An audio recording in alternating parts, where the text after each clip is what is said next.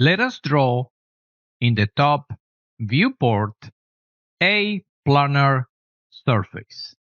Something like this. We go to Param's geometry and look for surface. Drag and drop one of these, right click and select.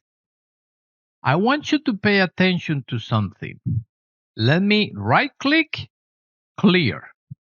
If you draw a circle, a curve, and maybe a dot over here, and you right click and select multiple, this is gonna filter, and it is smart enough to only select the surface.